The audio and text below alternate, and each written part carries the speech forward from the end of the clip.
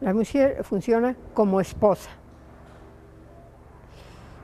como madre, a quien le corresponde también la educación de los hijos al lado del padre. A ella les correspondía enseñarlos a leer y a escribir, en las grandes familias, ¿no? Ahora, de posibilidades, en las de menos posibilidades, ver que fueran a las escuelas y que estudiaran, que aprendieran lo que decimos la primaria. Ella tenía que ver que los chicos fueran a los colegios, el padre también tenía que ver. Pues la señora va a enseñar no solo a leer y escribir, cuando le está todas las mamás, y lo seguimos haciendo, es una tradición de todas las mujeres, yo creo que desde las primeras que tuvieron un hijo, ¿no? Enseñarlo primero a caminar, primero a comer, luego lo enseñan a caminar, luego le van a enseñar los oficios de la propia casa, hacer su cama, por ejemplo, es una cosa, ¿no? Luego le enseñar a cocinar, como dijimos, luego a border, a coser, lo que sea, pero al lado de todo eso hay una plática, y cuando la madre está enseñando a la niña, enseña algunas cosas fundamentales. Por ejemplo, ¿qué le va a enseñar? Primero, a ser una niña cristiana. Cuando la niña se va a dormir, la mamá la persina y le dice que pases buena noche. Y cuando se levanta le dice, vamos a rezar el Ave María, vamos a rezar el Padre Nuestro. Le enseña todo lo de la religión, todo lo del catecismo. Y también la lleva después a las iglesias donde les den también la doctrina cristiana, pero lo básico es en la casa. Y si dice una mentira, le educa y le dice, estás diciendo una mentira. Eso es una falta a la ley de Dios que dice, no mentirás. Y si se roba una cosa, dice, me traje esto de la casa de la vecina. No, eso se trata de un robo, la tienes que devolver. Y no lo vuelvas a hacer porque eso que has hecho es un pecado. Los mandamientos dice, no hurtarás. Y estás conversando y levantaste un falso contra tu amiga. Y el mandamiento dice, no levantarás falsos testimonios ni mentirás. Y al chico que se está encaminando, se está entusiasmando con la señora del vecino, le dice, no desearás la mujer de tu prójimo. Entonces, en esas conversaciones de la casa, no solo de decirle allí, sino en la conversación que tienen entre familia, allí es cuando se forman las normas morales, cuando el padre está platicando y les dice, esto que hizo fulano de tal fue un robo, ustedes no vayan a hacerlo jamás. Esto que cometió es un crimen porque puso en peligro la vida de esto. Y a esta señora que ha platicado, le dice, no traten de no intimar con esta persona, porque es una persona que fácilmente quita la honra a los demás en las conversaciones. Busquen a personas que conversen de cosas buenas, de cosas interesantes. Esa es la educación en la casa. Y la dieron las mujeres, y la daban las indígenas con sus hijas. Si ustedes leen cómo se educaba a los indios, verán también cómo las madres educaban a las niñas. Y después en la colonia también cómo las madres van educando a sus hijas en sus principios morales. Pero eso no se hace nada más, aprende los mandamientos de la ley de Dios, no, se hace en la práctica, vive tus mandamientos. Y esa es la educación que dan las mujeres. Y había otra cosa muy bonita para la formación de la cultura en las familias. Había la costumbre que por las noches se reunían los miembros de la familia después de la cena y el hermano mayor les leía algún libro, o el padre les leía un libro mientras las chicas cosían o bordaban. Hacían esas cosas. Ahora una chica en la casa aprende no solo a leer, a escribir, o en los colegios, ¿verdad? Va a aprenderlo a leer, escribir y contar, que son las 4 reglas, ¿no? Todo eso lo aprendían las mujeres, todo tenían que aprenderlo, para eso existían las escuelas.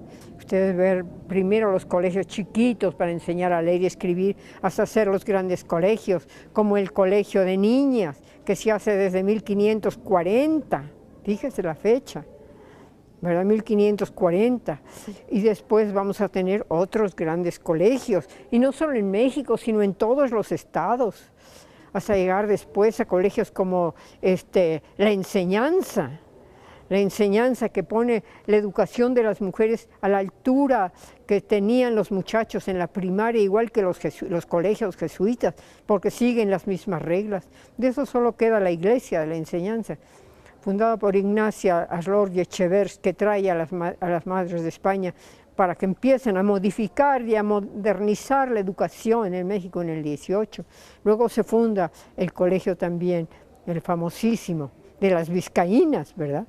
Son primeros, pero yo estaba antes, San Miguel de Belém, ese que comienza por ser un recogimiento de mujeres y acaba de ser en la gran escuela para niñas en la época colonial y en la que se hace algo más importante, a que no saben qué es, el primer conservatorio para mujeres de América.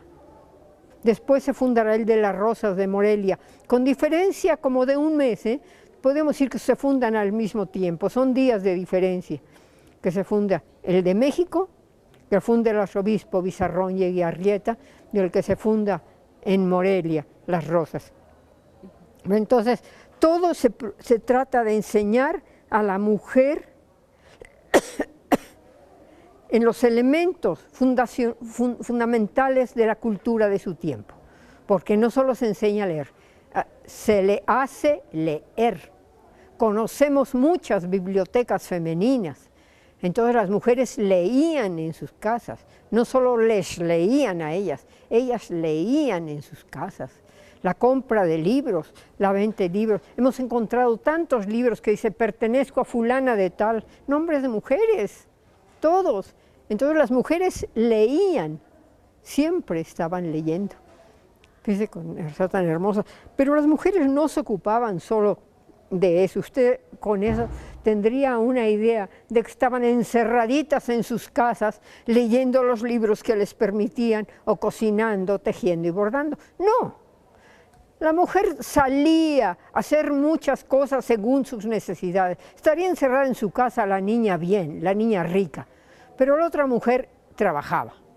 ¿Y en qué trabajaba? En muchísimas cosas, en las imprentas, al lado de sus maridos, porque el título de impresoras no se les concedía a ellas. Eso era de alta cultura, la imprenta, pero hacían otras cosas. Mire usted, por ejemplo, ¿quiénes atendían el comercio? Pero vamos a pensar del comercio desde el más bajo. En los mercados, ¿quiénes los atendían? Las mujeres. Y lo siguen atendiendo las mujeres. Pero también en los almacenes. En los almacenes las mujeres eran las que vendían las telas. En aquella época no había ropa ya hecha. Las mujeres las tenían que hacer en sus casas. Entonces había otro oficio, costureras. Las mujeres de ciertas posibilidades veían a su costurera que les hiciera el vestido, les tomaba las medidas y se los hacía a su gusto según la moda de su tiempo, según llegaban las noticias de Europa de qué estaba de moda, y entonces ellas hacían así su ropa, con las costureras. Entonces, otro oficio, las costureras. Pero había otro. Usted quería poner un mantel en su mesa y quería unas servilletas, pues no se las vendían hechas, generalmente, solo en las grandes, para las grandes personas que ya compraban, en los grandes almacenes que venían de Europa, manteles muy bordados y todo. No, pero el común de los mortales, ya vos de la población. Usted tenía que comprar la tela y luego hacerle los dobladillos y después, si lo quería más elegante, lo bordaba. Lo compraba en lino o lo compraba en algodón, en el material que le gustara, pero lo tenía que bordar. Y si era una mujer que preciaba su casa, tenía que hacer bordados para su mantel. Y las servilletas, que no las iba a bordar, bueno, depende de su categoría. Eso da un oficio a las mujeres, las de bordadoras. Pues ya estaríamos teniendo muchos oficios de mujeres. Y luego, hay un oficio muy interesante, el de cocineras. Siempre ha sido importante tener en la casa una cocinera. Si la señora de la casa no es la que funciona, tendrá que acudir a una cocinera. Pero a veces llegaban señores que no tenían dónde comer porque llegaban de España, vivían en un cuarto que habían alquilado. ¿A dónde iban? Entonces iban, ya sea a comer a unas especies de fondas que se habían hecho. Entonces en las fondas comían. ¿Y quién cocinaba en esas fondas? Pues generalmente las mujeres. Y le voy a contar algo muy interesante. Al mismo tiempo que se funda el colegio de Nuestra Señora del Pilar para enseñar a las niñas una educación más alta como la de los jóvenes, se funda el colegio de Nuestra Señora de Guadalupe para indígenas, para que puedan aprender oficios y puedan ganar más y poner ellas, ya sea sus cocinas, ya sea o irse a algunas casas a trabajar, en fin, ejercer el oficio de cocineras con título.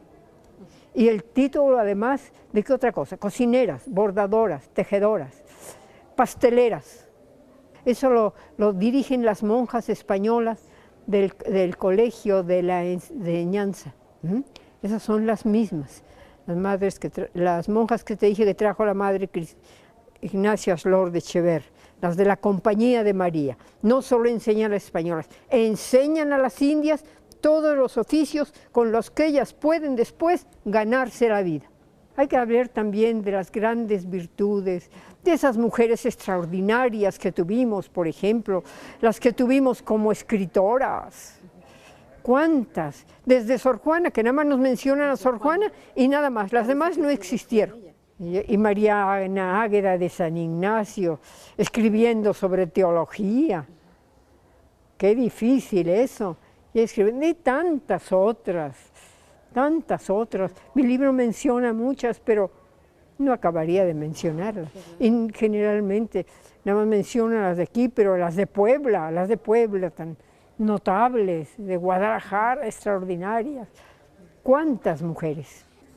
Yo he escrito y se ha publicado mi libro Cultura Femenina Novohispana, ahí están algunas de las muchas que escribieron y que libros que se publicaron aquí y en España, y poetisas, y teólogas, y místicas, cuántas cosas preciosas.